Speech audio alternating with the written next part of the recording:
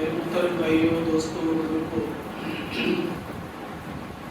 خطبہ میں قرآن کریم کی آیات مبارکہ میں سے وہ آیت مبارکہ اس میں اللہ جل شانہ نے سرکار دو عالم صلی اللہ علیہ وسلم کو انسانیت کے لیے اسوہ حسنہ قرار دیا ہے، وہ تلاوت فرمائی ہے۔ اسی آیت مبارکہ کی روشنی میں آپ صلی اللہ علیہ وسلم کے مبارک طریقے اور مبارک سنت پر عمل کرنے کی اہمیت اور فضیلت کے بارے میں چند گزارشات آپ حضرات کی خدمت میں عرض کرنی ہے۔ دعا ہے کہ اللہ جل شانہ قرآن سنت کے مطابق سلیقے سے گفتگو کرنے، توجہ سے سننے اور ہم سب کو عمل کرنے کی توفیق عطا فرمائے۔ اللہ تعالیٰ نے اپنی قدرت اور اپنی حکمت سے میرے اور آپ کی زندگی اور موت کا وقت متعین فرمایا ہے۔ پیدا ہونے میں کسی کو اختیار نہیں اور دنیا سے جانے موت کے آنے میں کسی کو اپنی ذات میں اختیار نہیں۔ قرآن کریم میں اللہ تعالیٰ اس بات کو یوں بیان فرماتے ہیں، نحن قدرنا بینکم الموت، ہم نے تمہارے درمیان موت کے فیصلے، موت کے وقت متعین فرمایا۔ نہ انسان کا دنیا میں آنا اپنی مرضی سے ہے، نہ دنیا سے جانا انسان کا اپنی مرضی سے ہے۔ جب انسان کا نہ دنیا میں آنے میں اختیار، نہ دنیا سے جانے میں اختیار، تو پھر اختیار کا دائرہ بڑا محدود ہے، جو زندگی اور موت کے درمیان کا وقت ہے۔ یہ وقت بچپن، جوانی، لڑکپن، بڑھاپے کی طرف جو جاتا ہے، تو یہ وقت انسان پھر کیسے گزارے، کس طریقے کے مطابق یہ کاروبار کرے، کس انداز سے یہ رہن سہن کے معاملات طے کرے، تو اللہ تعالیٰ قرآن کریم میں فرماتے ہیں، أَأَنْتُمْ تَخْلُقُونَهُ، کیا تم نے اپنے آپ کو خود پیدا کیا ہے؟ تم اپنے آپ کے خود خالق ہو؟ اگر تم اپنے آپ کے خود خالق ہو تو پھر اپنے فیصلے اپنی عقل کے مطابق کر لیا کرو۔ ام نحن الخالقون، یا ہم تمہیں پیدا کرنے والے ہیں۔ کسی چیز میں اس کے تعین کے لیے علم کا کامل ہونا بہت ضروری ہے۔ انسان کا جتنا بھی حصول علم ہو جائے وہ ناقص ہے۔ اپنے احساسات میں انسان اپنے متوازن ہونے کو کھو بیٹھتا ہے، غصے کے اندر انداز کچھ اور ہو جاتا ہے، محبت کے جذبات میں اس کے فیصلے کچھ اور ہوتے ہیں۔ تو اس سے پتہ یہ چلتا ہے کہ انسان کا علم معلومات کے اعتبار سے بھی ناقص ہے، اور انسان احساسات اور جذبات کے طور پر بھی اپنی ذات پر پورا اختیار نہیں رکھتا۔ اور یہ بھی اہم فطرت ہے کہ جیسے انسان آنکھ کھولتا ہے تو ارد گرد کے ماحول سے وہ متاثر ہوتا ہے، جو کچھ ہوتا ہوا دیکھتا ہے اس کو اپنانے کی، اس جیسا بننے کی انسان کوشش کرتا ہے۔ اور اس کی روزمرہ مثالیں میں اور آپ دیکھتے رہتے ہیں۔ بچے اسکولوں میں جاتے ہیں، یونیورسٹیز میں جاتے ہیں، کالجز میں جاتے ہیں، وہاں کہتے ہیں کہ بابا میں نے فلاں چیز لینی ہے، فلاں میرے دوست کے پاس ایسا ہے، میں نے یہ ڈریسنگ کرنی ہے، فلاں نے بھی یہ کرنی ہے۔ تو یہ ایک فطرتی انسان کے اندر جذبہ ہے کہ اس نے کوئی نہ کوئی کام کرنا ضرور ہے، دیکھ کر کر لے، اپنی سمجھ سے کر لے۔ اس دیکھ کر کرنے میں یا سمجھ کے مطابق کرنے میں کوتاہی ہو سکتی ہے، اس کے اندر خلل آ سکتا ہے۔ یہ ہو سکتا ہے کہ یہ انسان عقل کے اعتبار سے تو اچھا سمجھے، لیکن اللہ اس کے رسول کی نظر میں یہ اچھا نہ ہو، تو اللہ تبارک و تعالیٰ نے پھر اس انسان کے اس جذبے کی رعایت کے لیے کہ یہ اپنے آپ کو یا کسی جیسا بنانا چاہتا ہے یا کسی کے انداز کو یہ اڈاپٹ کر کے اس جیسا اپنے آپ کو بننا چاہتا ہے، تو اللہ تعالیٰ نے ایک آئیڈیل پرسنالٹی جناب رسول اللہ صلی اللہ علیہ وسلم کی شکل میں متعارف کرنا، نمونہ قرار دیا، اسوۃ حسنہ، بہترین قسم کا معاملہ ہر کام کے اندر سرکار دو عالم صلی اللہ علیہ وسلم کو عطا کیا۔ یہ عقیدت کی بات نہیں ہے، محبت کے جذبات میں بہہ جانے کی بات نہیں ہے کہ آپ صلی اللہ علیہ وسلم ساری انسانیت کے لیے اسوہ حسنہ ہیں، بلکہ یہ دلائل کے انبار کے طور پر بھی، عقلی طور پر بھی، شرعی طور پر بھی ایک مسلمہ حقیقت ہے کہ آپ صلی اللہ علیہ وسلم کو اللہ تعالیٰ نے جو جو کمالات عطا فرمائے وہ اس لائق ہے کہ پوری انسانیت اگر اس کو اپنائے تو وہ کامیاب ہو جائے. اسوۃ حسنہ، نمونہ، پیٹرن، اس کی اہمیت میں اور آپ روز مرہ دیکھتے رہتے ہیں. گھر بن رہے ہیں، فلان چیز، یہ کمرہ اتنے سائز کا، یہ گھر اتنے سائز کا، یہ فلان جگہ اتنے سائز کی. اگر تو بنانے والا ویسی بنا دے تو خوشی ہوتی ہے، اگر ویسی نہ بنائے تو پھر محنت بھی رہ جاتی ہے، سرمایہ بھی رہ جاتا ہے، اور مالک کی ناراضگی بھی اس مزدور اور اس پیسوں کو مول لینا پڑتی ہے. اس لیے کہ نمونہ دے دیا گیا.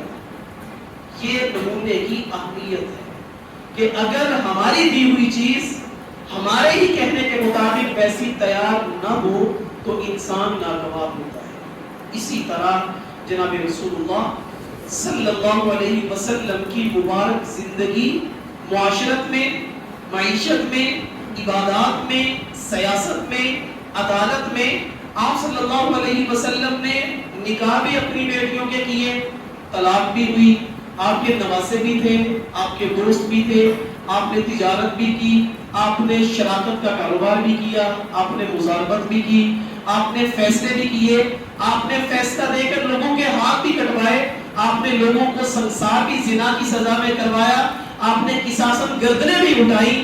لیکن کائنات کی تاریخ اس بات پر گواہ ہے کہ ان سارے معاملات میں جناب رسول اللہ صلی اللہ علیہ وسلم نے عدل اور انصاف کا دامن ہاتھ سے بھیجا دیا. کسی ایک کے ساتھ بھی ایک رائی کے دانے جتنے بھی ظلم اور زیادتی کا تصور کہیں نہیں ملتا.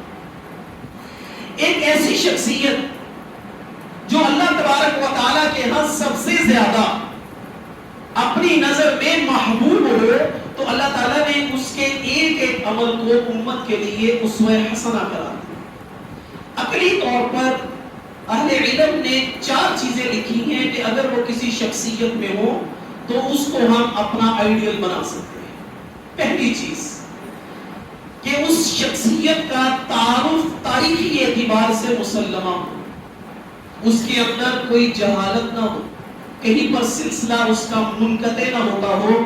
تو آپ صلی اللہ علیہ وسلم کی تعلیمات کو یہ اعزاز حاصل ہے کہ 2 چیزوں سے آپ کی ذات، آپ کے اخلاق، آپ کی عبادات کا تعارف ہوتا ہے. ایک قرآن ہے اور دوسری حدیث ہے.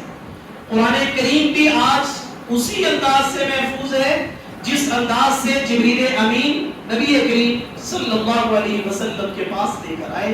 اور حدیث کا شغف رکھنے والوں کے لیے تو یہ ایک وجب آپ کیفیت کا ایک معاملہ ہے کہ ایسی احادیث نہیں جو ضعیف ہوں.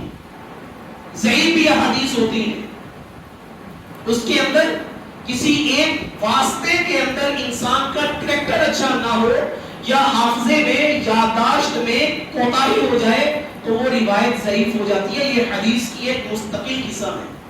قابل عمل ہونے کے اعتبار سے ضعیف حدیث ایک مستقل قسم ہے.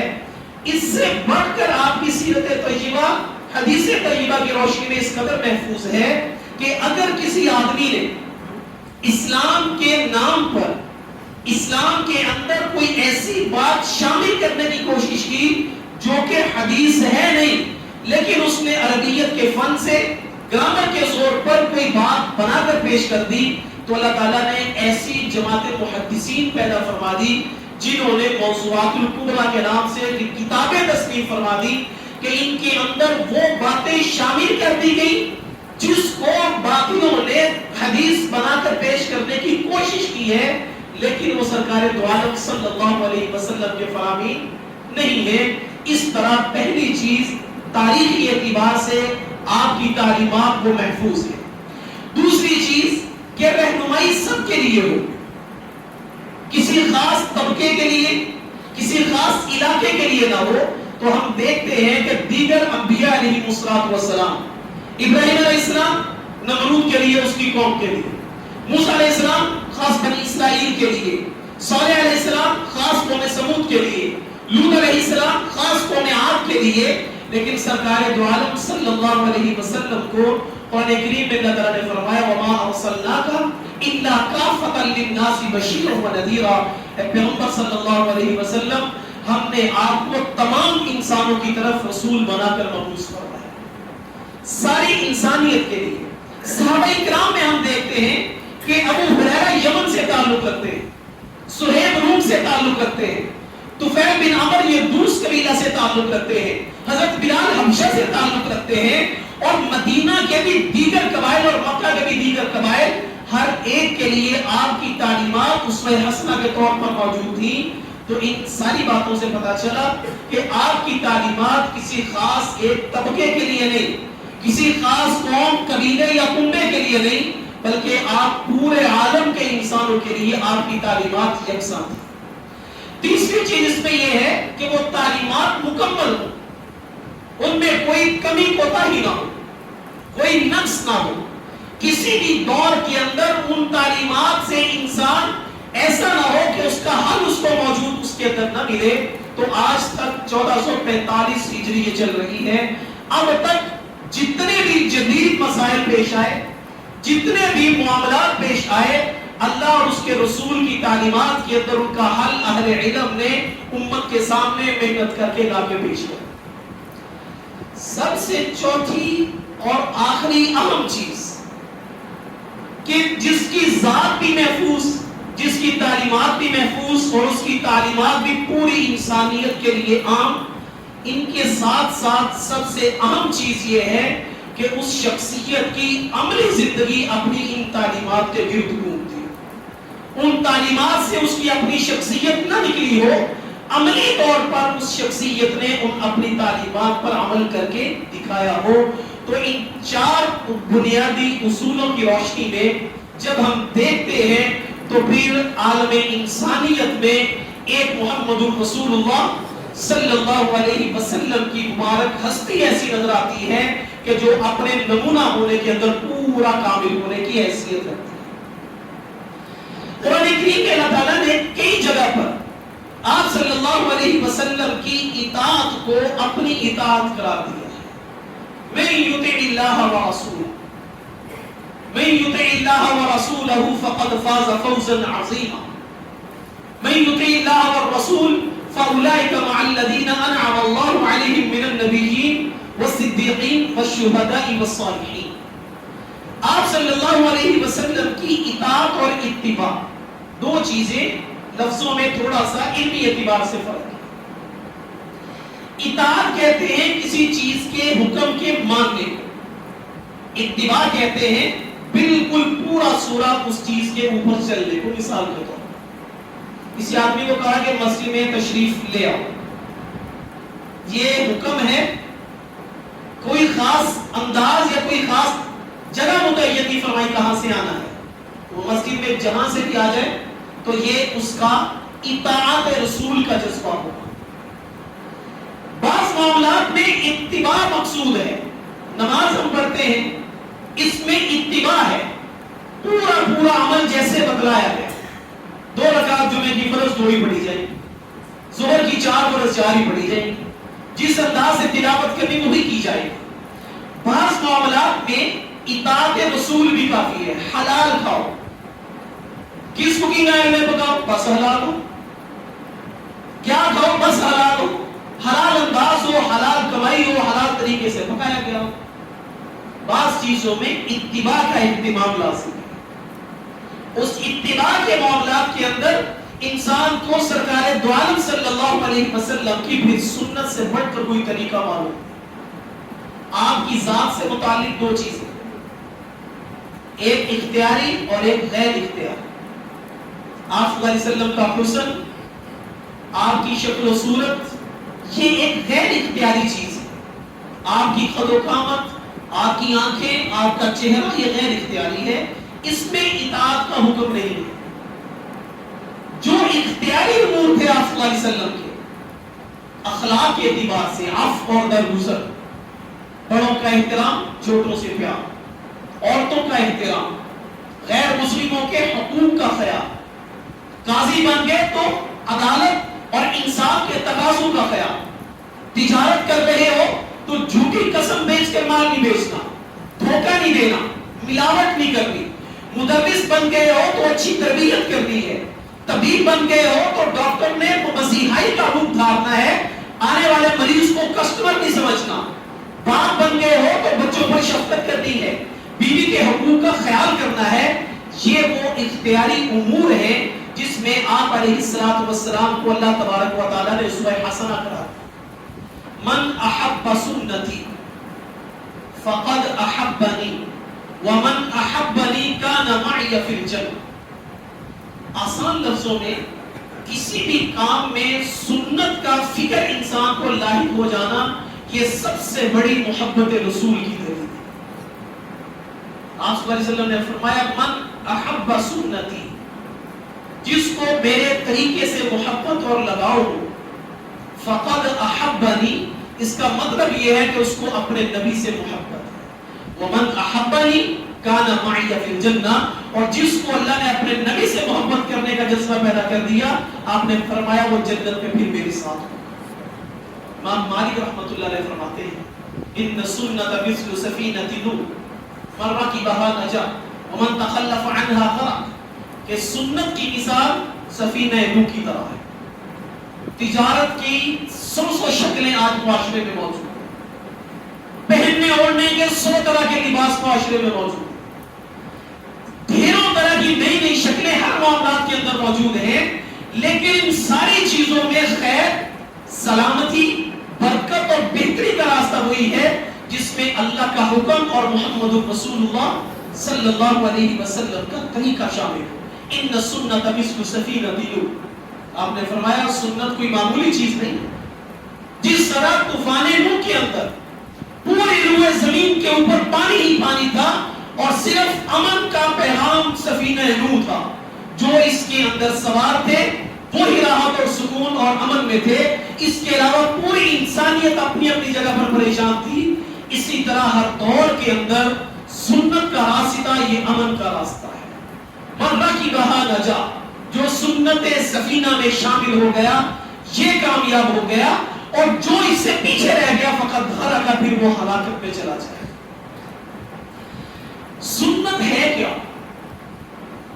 طریقہ آپ صلی اللہ علیہ وسلم کا ہر وقت میں ایک آدمی کی شادی ہونے لگی ہے، اس کو شادی کے معاملات مصنون طریقے سے سیکھنا۔ ایک آدمی ملازمت کرنے لگا ہے تو ملازمت کے کیا کیا شریعت نے احکام بتلائے ہیں وہ کرنا۔ ایک آدمی ملازم رکھنے لگا ہے تو اس کو ماتحتوں کے ساتھ رکھنے اور ان کے ساتھ سلوک کرنے کا ایک آدمی آیا، رسول اللہ اپنے ماتحت کو کتنی مرتبہ معاف کر؟ آپ نے فرمایا جتنی مرتبہ ہو سکے کر، نہیں ایسے گن کے بتا دیں۔ آپ نے فرمایا دن میں 70 مرتبہ اپنے ماتحتوں کو معاف کر۔ 70 تو غلطیاں نہیں ہوتی ہوگی میرے خیال میں، لیکن ماتحتوں کو ایسے رکھنا ہے، ماتحتوں کے ساتھ یہ سلوک کرنا ہے۔ تو سنت کہتے ہیں کہ ہر آدمی کو جو حالت پیش آ رہی ہے اس کام کے کرنے کے لیے آپ علیہ السلام کا مبارک طریقہ کیا تھا؟ بے جا درود شریف بھی شریعت میں پسندیدہ نہیں سمجھا۔ یہ بات ذرا دھیان سے سمجھیں، بے وقت درود شریف پڑھا ہوا بھی صحابہ اکرام کے سامنے انہوں نے کہا درود شریف کو مانتے ہیں، منکر نہیں، پڑھنا چاہیے، لیکن اس خاص موقع پر جو اللہ کے نبی کی تعلیم ہے اس میں درود شریف شامل۔ کتاب العطاس، چھینک آنے کا بیان، مشکاہ شریف کے اندر یہ روایت، عبداللہ بن عمر رضی اللہ تعالیٰ صحابہ اکرام میں بیٹھے ہوئے، چھینک جب آئے الحمدللہ یا الحمدللہ رب العالمین، الحمدللہ علی کل حال ما کان، یہ الفاظ حدیث طیبہ میں ہے۔ پھر جو کہنے والے کی الحمدللہ سن لے یہ یرحمک اللہ کہے، پھر چھینکنے والا یہدیکم اللہ ویصلح بالکم یہ کہے۔ بہرحال صحابہ اکرام موجود، ایک صحابی کو چھینک آئی، اس نے کہا الحمدللہ والسلام علی رسول اللہ، کیا فرمایا؟ الحمدللہ والسلام علی رسول اللہ۔ عبداللہ بن عمر کو اللہ تعالیٰ نے یہ مقام عطا فرمایا کہ صحابہ اکرام میں بھی آپ متبع سنت مشہور ہیں، سارے صحابہ اکرام سنت کے گرویدہ ہے، عمل کرنے کے لیے حریص ہیں، لیکن آپ یہ خاص شب آپ نے فرمایا السلام علی رسول اللہ، میرے نبی پر درود و سلام ہے، مانتا ہوں صحیح ہے، لیکن اس موقع پر ہاکذا معلمنا رسول اللہ صلی اللہ علیہ وسلم، اس موقع پر اللہ کے نبی نے صرف الحمدللہ کہا ہے، والسلام علی رسول اللہ نے کہا. یہ ہے اسوہ حسنہ کی سب سے بہترین تشریح، سب سے بہترین طریقہ کہ اس موقع کی تعلیم اللہ کے نبی نے کیا ارشاد فرمائی.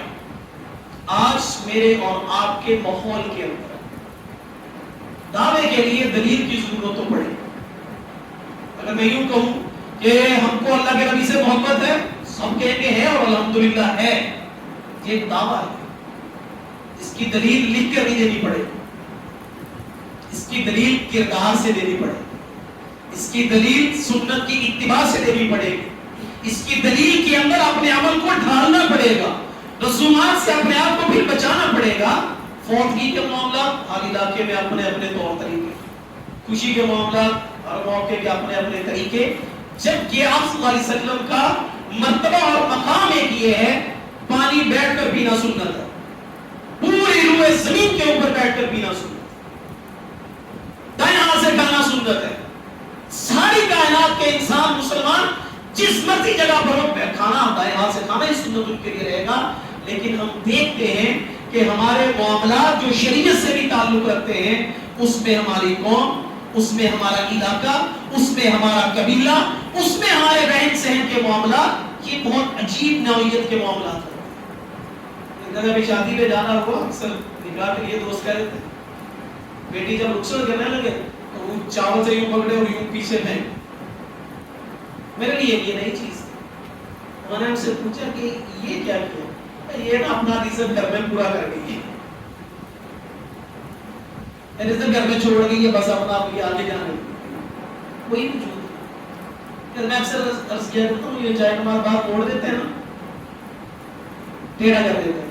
اور پوچھے تو میں نے جس سے پوچھا، میں نے مجھے یہ کیوں کیا کہ شیطان نماز پڑھتا، میں نے پڑھ لیتے ہیں. سجدہ نہیں کیا تو کیا پتہ کے لیے لعین رجیم مردود ہو گیا، کوئی اور وجہ ہوگی. لیکن جو ایک دیکھا دیکھی ہم کسی چیز میں چل پڑتے ہیں، ایسی چیزیں آخر بھی ان چیزوں کا تسلیم نہیں کرتی. ایک حدیث طیبہ کا مفہوم آپ صلی اللہ علیہ وسلم نے فرمایا، استفتح قلبک لم یخر علیہا صم وعمیانا. یہ ایمان کا نور کوئی معمولی نور ہے، یہ لا الہ الا اللہ محمد رسول اللہ کہنے کی روشنی کوئی معمولی روشنی نہیں ہے.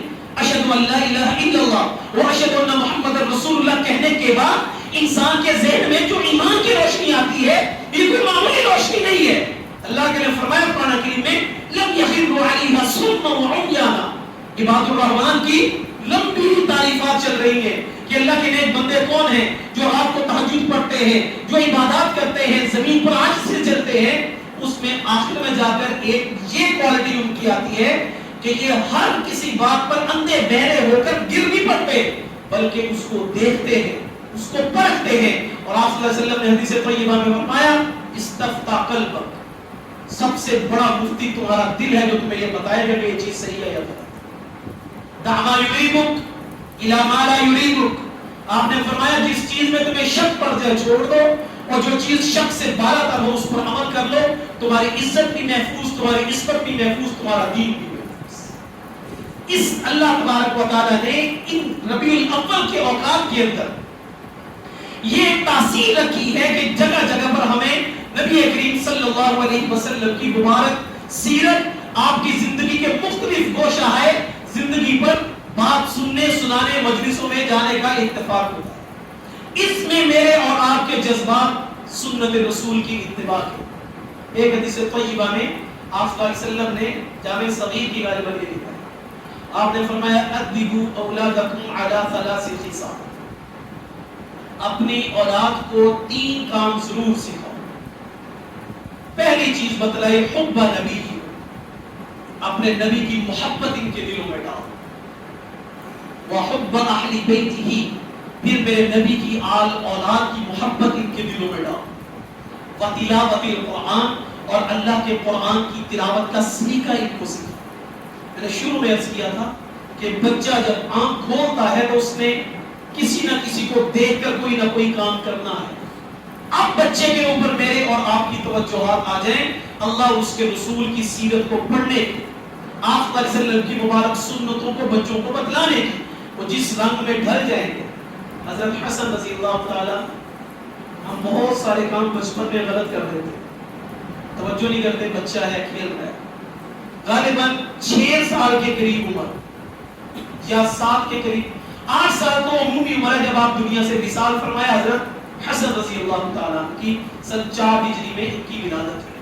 اس سے پہلے کا یہ واقعہ ہے، مسجد نبوی شریف میں صدقے کی، زکوٰۃ کی، عشر کی، کھجوریں، پھل وغیرہ جو بھی آتے تو حضرت حسن نے یوں اٹھایا، یوں کاٹی کی، آپ نے منع کرنا، آپ کا کخ کخ، حدیث طیبہ کے الفاظ ہے، تھوکو اس کو، پھینکو اس کو، یہ صدقہ ہے اور صدقہ آل محمد کے لیے حلال نہیں۔ کون فرما رہے؟ سرکار انبیاء۔ کس کو؟ 6-7 سال کے اپنے بچے کو اتنا بڑا حکم سکھا، اور ہم کہتے ہیں چھوٹا بچہ بھی۔ محبت رسول کا سب سے بہترین ٹائم ہی بہت بچپن کے اندر سکھا۔ جو ہم سرکس کے جانور دیکھتے ہیں، بڑا ببر شیر لا کے اس کو ٹیبل پر بیٹھنا سکھائیں، کبھی بھی نہیں ہو سکتا۔ چھوٹے سے بچے کو لاتے ہیں، اس کو درندگی کے ماحول سے بچاتے ہیں، اس کو گھر کے اندر رکھتے ہیں، ہاتھوں سے اس کو کھلاتے ہیں، اس کے اندر سے وہ ساری ہیبت ناک قسم کی حرکتیں نکال دیتے ہیں، پھر وہ دیکھنے میں شیر اور کہنے پر ان کے اشارے پر چلنے والا ہوتا ہے۔ اس پر بچپن میں محنت کر دی گئی، اپنی اولادوں پر محبت رسول کی، نمونہ نبوی کی، سنت رسول کی۔ ہم ساری چاہتے ہیں بچے بڑی سادگی سے نکاح کر لیں، لیکن بچوں کو سکھایا بھی، بچوں کو بتایا بھی ہے۔ سارے کہتے ہیں جہیز ایک لعنت ایسی ہے، بچوں کو بتایا بھی ہے جہیز ہوتا کیا ہے، سیرت کیسی تھی، کیسے معاملات کرنا، سب کچھ یہی چاہتے ہیں، مرنا مدینے میں چاہتے ہیں، مدینے والے کے طریقوں پر چلنا نہیں چاہتے۔ یہ ریالٹی ہے، حقیقت ہے کہ ہمارے جذبات کچھ اور ہیں، ہمارا روح کچھ اور ہے، اور یہ بھی مسلمہ حقیقت ہے کہ اگر یہ راستہ لاہور کو جاتا ہے اور آپ نے مدینے جانا تو مدینے کبھی نہیں پہنچے، خواہشات رہ جائیں گی۔ اس لیے میری آپ کی بنیادی ذمہ داری ہے، میں اور آپ اپنی عمر کے حصے میں اور اپنی نسل نو کے لیے بھی سب سے بہترین جو طریقے ان کو سکھا سکتے ہیں وہ سرکار دو عالم صلی اللہ علیہ وسلم کے مبارک طریقے ہیں۔ اللہ تبارک و تعالیٰ مجھے اور آپ کو رسول اللہ صلی اللہ علیہ وسلم کی مبارک زندگی پر عمل کرنے کی توفیق عطا فرمائے۔ وآخر دعوانا الحمد